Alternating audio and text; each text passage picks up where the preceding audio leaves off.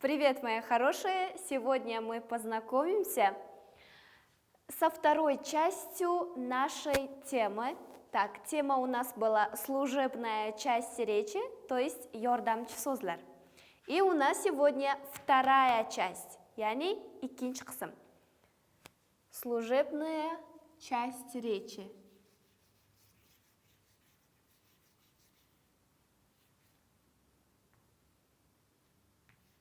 Служебная часть речи, demak, yordamchi so'z turkum. Да? И вторая часть у нас. Вторая часть. Вторая часть qism. Вторая ikkinchi. Вторая часть. Понятно? И мы сегодня изучаем частицу. Частица, что это такое, вы знаете. Это юклама. Частица. Частица. Частица у нас, demak, yuklama. Xo'sh, yuklamaning mana bu yerda doskamizda ma'no turlari keltirilgan, shundaymi? So'roq ta'jub yuklamalari kuchaytiruv, ta'kid, ayruv, chegaralov, o'xshatish, qiyoslash, gumon, inkor kabi yuklamaning turlari bor. Demak, rus tilida ham yuklamaning aynan shu turlari va yana qo'shimcha turlari mavjud. Yuklamalar gapga qo'shimcha ma'no yuklaydi. O'z nomidan kelib chiqqan holatda ma'no yuklaydi. Shu sababli ham yuklama deyiladi. Tushunarlimi? Частица. Частица rus tilida 3 xil turga bo'linadi. Demak, bizda отрицательные частицы, формообразующие частицы и модальные частицы. Demak, 3 guruhga bo'lib olamiz. Отрицательные, отрицательные. Отрицательные частицы inkor bog'lovchilari.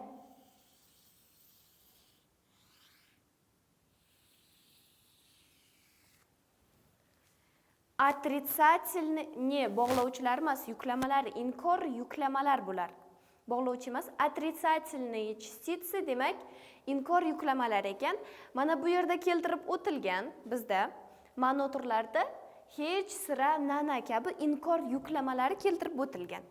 Bizda ham bor отрицательные частицы rus tili grammatikasida biz ko'p ko'rgan ne va ni частицалari, yuklamalari.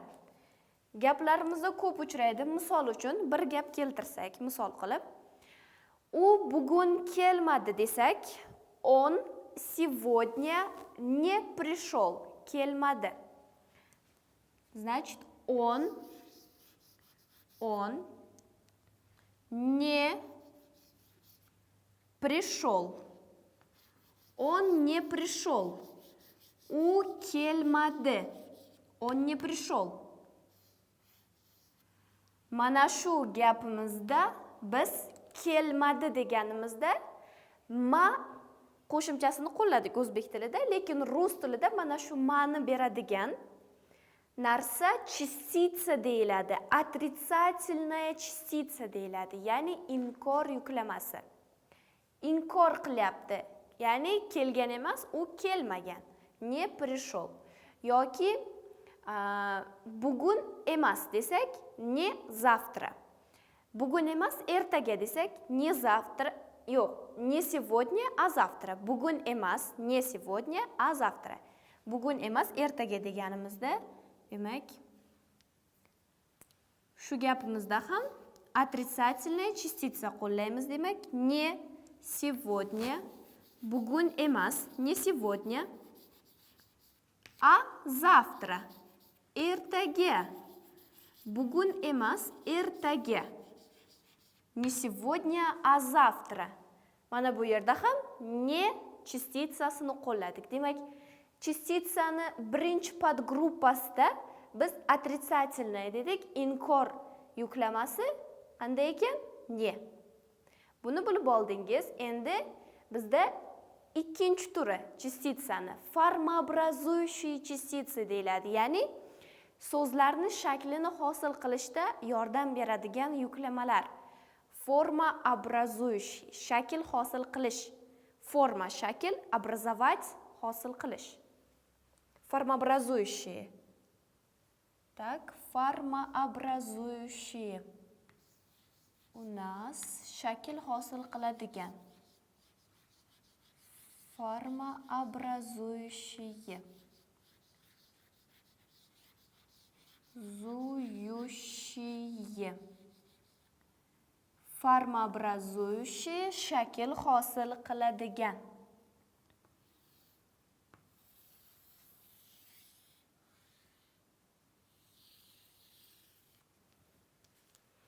Формообразующие частицы shakl hosil qiladigan va bu yuklamalar bilan ham siz tanishsiz. Biz oldingi darslarimizda gaplar keltirganimizda aynan mana shu gaplarni ichida qo'llaganmiz формообразующие частицаlarni. Ya'ni bular условное наклонение esingizda bo'lsa, shart mayli bor edi. Условное наклонениeni hosil qilishda b va b частицаlarni qo'llardik.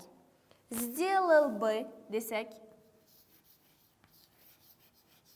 qilsa edi, сделал бы, сделал бы, купила бы, sotib olganida edi. O'tgan zamon fe'liga, fe'lining yonidan, oldidan yoki ortidan biz qo'llar edik b va b частицalarini. Сделал бы, купила бы. Esladingizmi? Demak, aynan mana shu b va b формообразующие частицы, ya'ni shakl hosil qiladigan yuklamalar. Buni eslab qoling. Yana biz sifat mavzusi bilan tanishganimizda sifatning darajalarini o'rgangandik, Сравнительная степень, превосходная степень, ya'ni qiyosiy daraja, orttirma daraja. Esladingizmi? Aynan mana shunda сравнительная va превосходная степеньlarning простая formasi, sodda shakli и составная formasi bor edi, murakkab shakli. Aynan mana shu murakkab shaklini biz hosil qilayotganimizda yoniga bir so'z qo'llagan holatda sifatni o'zgarishsiz qo'llardik, eslasangiz. Более красивый, менее умный derdik, yoki самый точный desak, более, менее, самый kabi so'zlar формообразующие частицы hisoblanar ekan. Формообразующие частицы. Demak, gap tuzamiz, xo'sh. So'z keltiramiz. Более точный. Более точный desak. Более точный.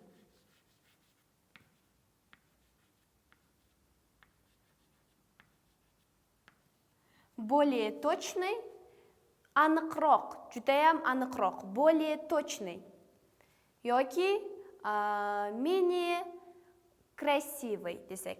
Менее красивый. Yoki менее умный. Менее умный. Менее умный. Или самый известный. Desak yoki самый известный. Eng mashhur. Известный, mashhur degani. Самый известный человек. Eng mashhur inson deganimizda,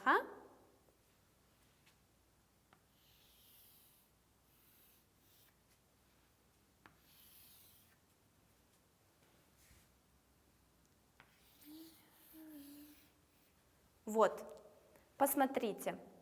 Demak, формообразующийga b частицalarini keltirdik.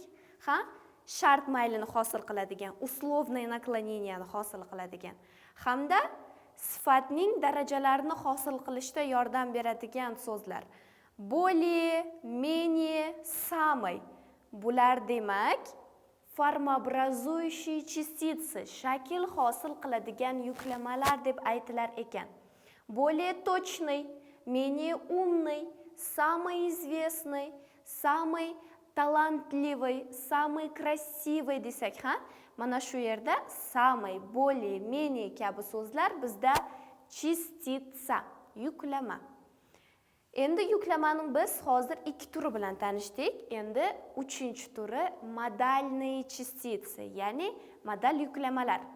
Mana bu yerda keltirilgan, doskamizda keltirilgan, o'zbek tilida tushuntirib o'tilgan yuklamalarning turlari rus tilida shular modalniy частицы deb yuritiladi. Endi hozir o'zbek tiliga qiyoslagan holatda o'rganamiz yuklamalarni. Demak, bizda uchinchi turi modalniy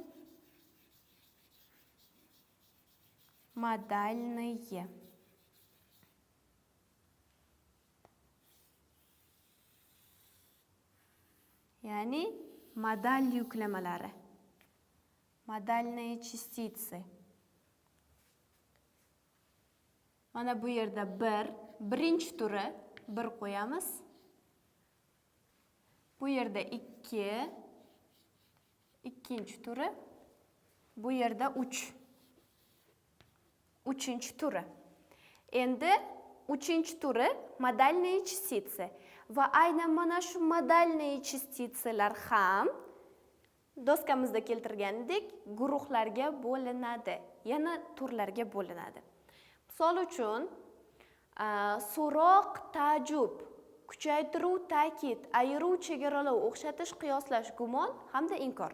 Shunaqa gruppalarga bo'lingandek, rus tilida ham birinchisi bizda первое указательные частицы, ko'rsatish yuklamalari. Указательные частицы demak. Указательные. O'zbek tilida указательные частицы mavjud emas. Shu bir farqli tomoni. Указательные частицаga misol qilib keltirsak, вот hamda вон. Вот, вон. Указательный вот, вон. Вот mana degani, ya'ni yaqinda turgan narsani biz ko'rsatmoqchi bo'lsak, вот deymiz. Вот mana. Вот doska desak, mana doska. Вон desak, ana degani, ya'ni biroz uzoqroq masofadagi narsani ko'rsatishda вон qo'llaymiz. Вон там стул desak, ana u yerda stul bor degani. Вон там, вон deb ko'rsatganimizda yoki вот deb ko'rsatsak, demak вот, вон so'zlari указательные частицы, ya'ni ko'rsatish yuklamalari ekan. Keyingi yuklamalar turi bizda вопросительные частицы, ya'ni so'roq, ta'jub. So'roq, ta'jub yuklamalari doskamizni tepasiga qarang. Mi, chi, a, ya kabi yuklamalar so'roq, ta'jub yuklamalari bizda. Вопросительные частицы. Вопросительные частицы.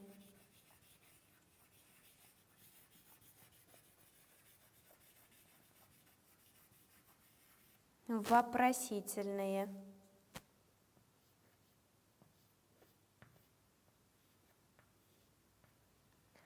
Вопросительные частицы.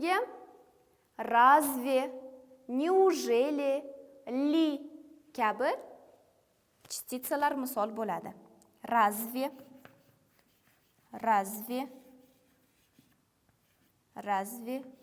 неужели yoki li. Придет ли, keladimi desak, придет ли ajratib yozamiz. Придет va li. Придет ли deb so'roq ohangda aytsak, keladimi degani. Mana bu yerda keltirilgan mi so'roq, ta'jub yuklamasi. Demak, rus tilida li deb tarjima qilinar ekan. Придет ли yoki неужели он придет? Nahotki u keladi. Неужели, разве придет, keladimi? Demak, bular hammasi m shaklida tarjima qilinar ekan.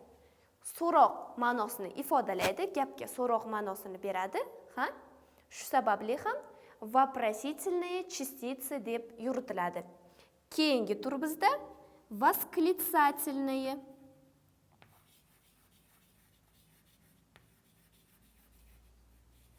Восклицательные.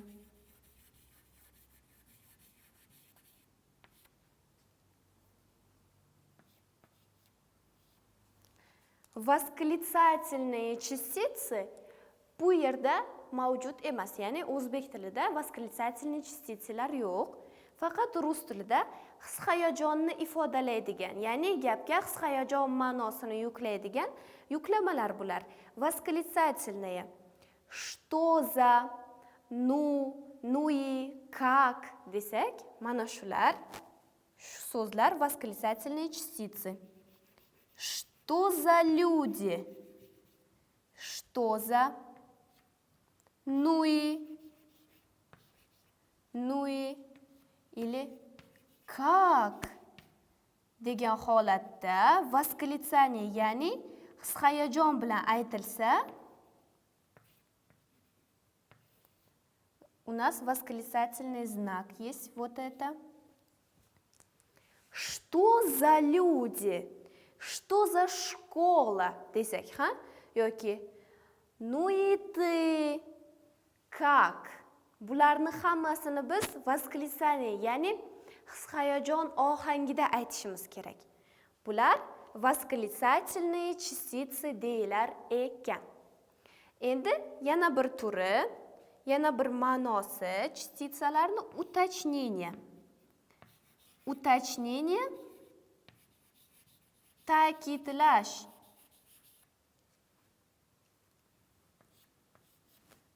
Уточнение bizda ta'kidlash. Уточнение. Bu yerda yo'q ekan. Aynan ta'kidlab keltiradi. Aynan aytadi. Misol uchun точно, именно desak, точно он был. Вчера точно он был на на работе desak, misol uchun. Или на базаре. Bozorda men aynan uni ko'rdim. Aynan desak, mana shu yerda уточнение. Aniq o'sha ekanligini ta'kidlayapti. Точно, именно kabi yuklamalar уточнение ma'nosi. Точно, именно. Точно, именно. Bular уточнение, ha? Ta'kidlash ma'nosi. Keyingi ma'no bizda сомнение, gumon. Сомнение. Сомнение gumon degani. Уточнение ta'kidlash bo'lsa, сомнение gumon ekan. Gumon yuklamalari bizda bor. Dir, gumon yuklamasi. Dir. Rus tilida сомнение, demak, gumon ma'nosini beradigan частица yuklamalar вряд ли, едва ли degani. Aynan mana shu dir ma'nosiga to'g'ri keladi. Вряд ли, едва ли.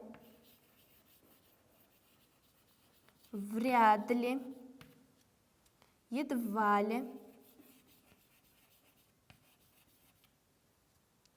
Вряд ли звонит. Telefon qilmasa kerak degani. Вряд ли вспомнит. Eslamasa kerak yoki едва ли вспомнит. Eslay olmasa kerak degani. Demak, bu сомнение, ha? Gumon ma'nosi, aniq emas ma'nosi. Mana bu yerda уточнениеda aniq edi, сомнениеda aniq emas. Вряд ли, едва ли. Keyingi ma'no bizda усиление.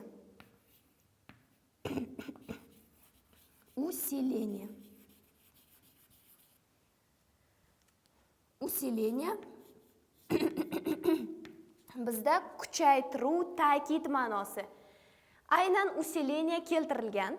Doskamizni tepasida kuchaytiruv, ta'kid ma'nosi hatto, ham, nahotki, axir, g'irt, oq, yoq, da, u, yu kabi yuklamalar bizda kuchaytiruv, ta'kid yuklamasi ekan.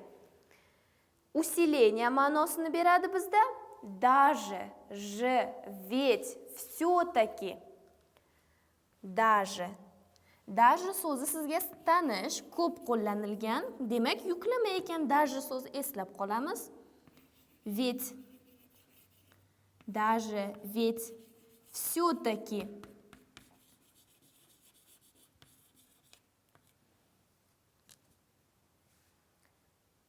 Все-таки он найдет. Albatta, nima bo'lsa ham u topadi deymiz, ha?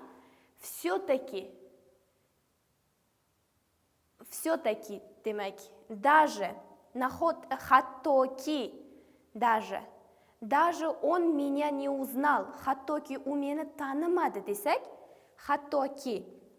Даже, ведь, все-таки demak bular усиление ma'nosini beradigan частица, yuklamalar ekan.